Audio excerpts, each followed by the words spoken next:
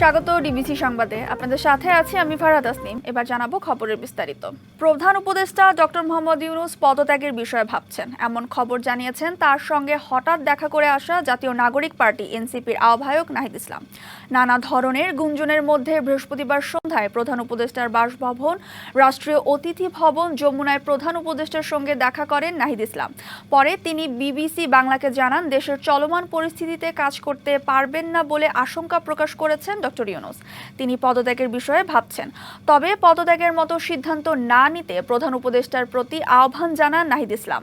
এদিন যমুনায় প্রধান উপদেষ্টার সঙ্গে দেখা করেন দুই উপদেষ্টা মাহফুজ আলম ও আসিফ মাহমুদ সজীব ভুঁইয়াও। আলোচনা হয় সমসাময়িক নানা বিষয়ে।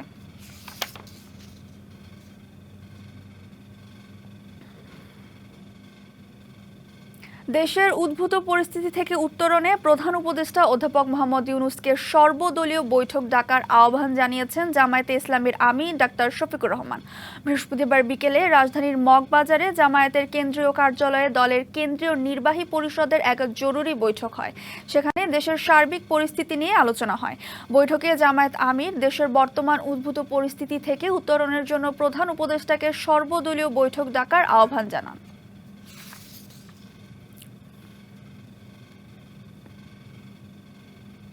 নির্বাচন কমিশন পুনর্গঠনের দাবিতে এনসিপির আন্দোলনকে উদ্দেশ্য প্রণোদিত মনে করে বিএনপি। দলটির নেতাদের অভিযোগ, যারা এটা চাইছে তারা আদতে নির্বাচনই চায় না। এদিকে জাতীয় নির্বাচনের আগে স্থানীয় নির্বাচনের যৌক্তিক কোনো কারণ নেই বলে মনে করে সিপিবি। রাজনীতি বিশ্লেষকরা বলছেন, নতুন দল এনসিপির সঙ্গে বিএনপির বিরোধ স্পষ্ট, যা রাজনীতির জন্য অশনি সংকেত। ভেবে চিন্তে না এগুলে অঙ্কুরেই এনসিপির হারিয়ে যাওয়ার শঙ্কা আছে।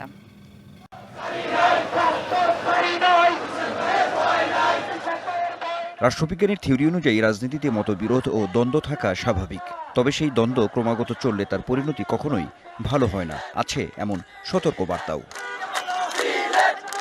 কিন্তু নয়া সমীকরণের হিসাব নিকাশে বাংলাদেশের চলমান রাজনীতি দিন দিনই জটিল হচ্ছে।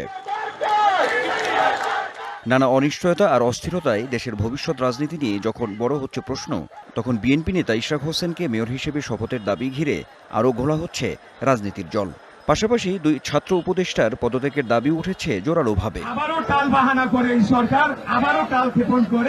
অন্যদিকে নির্বাচন কমিশনের নিরপেক্ষতা নিয়ে প্রশ্ন তুলে বিএনপির অনুগত দাবি করে ইসি ঘেরাও কর্মসূচি পালন করেছে নতুন দল এনসিপি। এই সময়ে হঠাৎ করে ইসির পুনর্গঠন চাওয়ার পেছনে বিশেষ উদ্দেশ্য দেখছে বিএনপি। আগে থেকে ধরে নিয়েছে যে তারা জিততে পারবে না, সুতরাং নির্বাচন কমিশনের দরকার নেই। নির্বাচন কমিশনের সাথে বিএনপির সকল দলের সাথে যে সম্পর্ক, বিএনপির সাথে সে সম্পর্ক, বিএনপির সাথে তারা টক্কর দিয়ে বিএনপিকে ওলটপালট করে দেবে বা বিএনপিকে তারা তাদের প্রেজেন্স ফিল করাবে, এইরকম শক্তি তাদের হয় নাই, ভবিষ্যতে হবে বলে আপাতত মনে করি না। ইসি নিয়ে এনসিপির এমন মনোভাব ভালো চোখে দেখছেন না অন্য রাজনৈতিক দলের নেতারাও। এটা আকস্মিকভাবেই দেখলাম।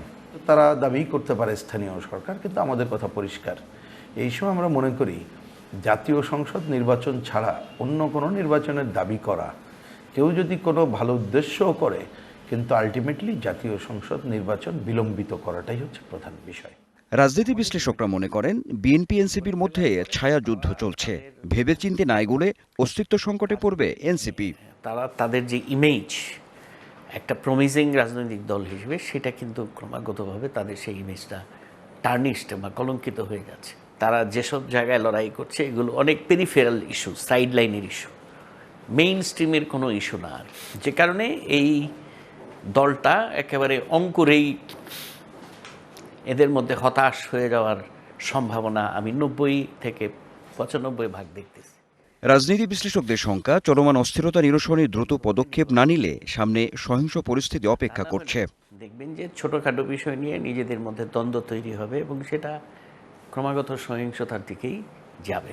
কারণ আনোয়ার হোসেন, ডিবিসি নিউজ, ঢাকা। 2369 বাংলাদেশিকে ফেরত পাঠাতে প্রস্তুত আছে ভারত, জানিয়েছেন দেশটির পররাষ্ট্র মন্ত্রণালয়ের মুখপাত্র রণধীর জয়সওয়াল। বৃহস্পতিবার ভারতের পররাষ্ট্র মন্ত্রণালয়ের সাপ্তাহিক ব্রিফিংয়ে এ তথ্য জানান তিনি। বলেন, ভারতে যারা অবৈধভাবে বসবাস করছেন তারা যে দেশের নাগরিকই হোক, স্থানীয় আইন ও রীতি অনুযায়ী তাদের বিরুদ্ধে ব্যবস্থা নেওয়া হবে। এই অবৈধ বসবাসকারীদের মধ্যে অনেক বাংলাদেশিও আছে বলেও জানানো হয়। কোরবানির ঈদের সামনে রেখে উত্তাপ রাজধানীর মশলার বাজারে। সপ্তাহের ব্যবধানে কেজিতে 200 থেকে 300 টাকা বেড়েছে এলাচের দাম। বাড়তি জিরা এবং কাজু বাদামের দরও। এ নিয়ে দুশ্চিন্তায় ক্রেতা। খুচরা বিক্রেতারা দুষছেন সিন্ডিকেটকে। তবে কিছুটা কমেছে সয়াবিন তেল, মাছ, মুরগি সহ কয়েকটি পণ্যের দাম। ঈদুল আজহার বাকি সপ্তাহ দুয়েক, এর মধ্যেই রাজধানীর বাজারে বেড়েছে কোরবানির ঈদ উৎসবের রান্নার অন্যতম অনুষঙ্গ মশলার দাম। মানভেদে এলাচির কেজিতে গুনতে হচ্ছে বাড়তি 200 থেকে 300 টাকা। বিক্রি হচ্ছে 4,500 থেকে 4,800 টাকা কেজি। 50 টাকা বেড়ে জিরার দাম 680 থেকে 700 টাকা। আর কেজিতে 20 থেকে 40 টাকা বেড়েছে কাজু বাদামের দাম। সপ্তাহের তুলনায় সপ্তাহে মোটামুটি এলাচের দামটা কিছুটা বৃদ্ধি পেয়েছে। 5 পাউজিকে প্রতি কেজিতে 2 থেকে 300 টাকা বৃদ্ধি পেয়েছে। আর অন্যান্য যেই মশলা জাতিগুলো আছে এগুলো মোটামুটি কিছুটা অপরিবর্তনশীল। জিরা তো একটু বাড়ছে, ভালো তেমন না আর কি। যেমন 600 টাকা বেচা যায় জিরা, আপনার লং আগের রেটে আছে, শুধু এলাচের দাম একটু ব্যাপক, আর অন্য কোনো মশলার দাম আর বাড়ে না। গরম মশলার দামের এমন ঊর্ধ্বগতিতে ক্ষুব্ধ ক্রেতারা। মশলাপাতির দাম অনেক বাড়তি, কিন্তু সবজির দাম কম। শাকসবজি সবই কম। লেবু দেখলাম 20 টাকা ডজন। আমাদের আয়ের সাথে যে ব্যয়ের যে এটা অনেকটা সাংঘর্ষিক মনে হচ্ছে। তবে 2 টাকা কমে সয়াবিন তেল বিক্রি হচ্ছে 178 টাকা লিটারে। কমেছে মাছ এবং মুরগির দাম। অপরিবর্তিত আছে পেঁয়াজ, রসুন, আদা, ধনেগুঁড়ার দাম। Afrin Anwar, DBC news, Dhaka. বৃহস্পতিবার ভোর থেকে লাগামহীন ইসরায়েলি হামলায় গাজা জুড়ে নিহত হয়েছে অন্তত 85 ফিলিস্তিনি। আহত হয়েছে আরও 2 শতাধিক। অন্যদিকে গাজার স্বাস্থ্য মন্ত্রণালয় জানিয়েছে তীব্র খাদ্য সংকটে প্রাণ হারিয়েছে আরও 29 জনের। কাতার ভিত্তিক সংবাদ মাধ্যম আল জাজিরার প্রতিবেদন বলছে, গাজা উপত্যকায় ইসরায়েলি বাহিনীর বিমান ও স্থল হামলা চলছে। স্থানীয় চিকিৎসা সূত্রগুলো বলছে হতাহতের সংখ্যা দ্রুত বাড়ছে। গাজার স্বাস্থ্য মন্ত্রণালয় বলছে, গাজায় ক্রমেই তীব্র হচ্ছে মানবিক সংকট। হাজার হাজার মানুষ চরম খাদ্য সংকটে ভুগছেন এবং অনাহারে মৃত্যুর ঝুঁকিতে রয়েছেন। 2023 সালের অক্টোবর থেকে শুরু হওয়া ইসরায়েলের সামরিক অভিযানে গাজায় মোট নিহতের সংখ্যা বেড়ে দাঁড়িয়েছে 53,762 জনে।